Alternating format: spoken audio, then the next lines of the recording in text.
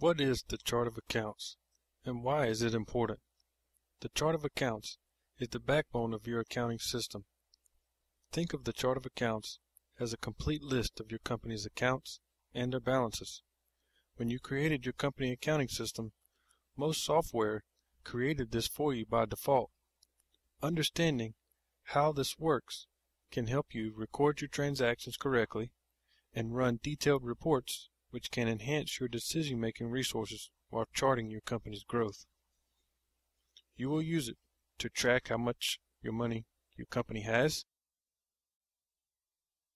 how much money your company owes, how much money is going in, and how much money is coming out. Think of it like a filing cabinet, the chart of accounts, with each file for each accounting information you want to track.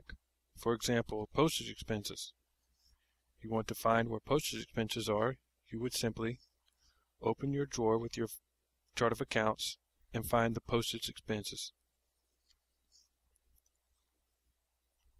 Understanding how the chart of account works, it works in main groups: assets, liabilities, equity, revenue, cost of goods sold, expenses, other revenue, and other expenses. The accounts that appear on the balance sheet are called balance sheet accounts, and other accounts track particular kinds of expenses and income. There's also subgroups within these main groups. Still staying with the asset equal liabilities formula, you would have current assets, fixed assets, other assets, current liability, long-term liability, other liability, and equity. A great starting point for creating and modifying your chart of accounts is to visit your industry associations like marine fisher, construction, auto dealer, landscaper, realtor, or insurance. Many of these industries have specific formats that are required for financial reporting. Now that you have this information handy, you will need to put some time and thought into how big or small your company will be, how many locations you will have, or will you need to report by department. All of these factors will need to be considered now in order for historical data reports to produce relevant information in the future.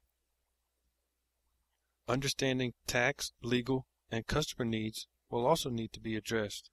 For example, you cannot merge travel, meals, and entertainment under miscellaneous expenses, as this is a violation of the Internal Revenue Code.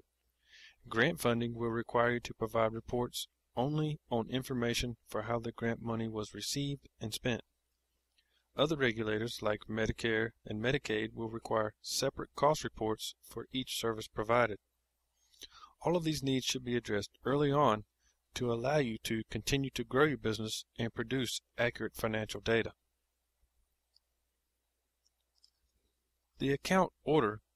There is no real guidance on what order you should use other than the standard practice of listing liquid assets first on the balance sheet, and expenses closely related to operations tend to be in the front of others. Other than that, a simple alphabetical approach works.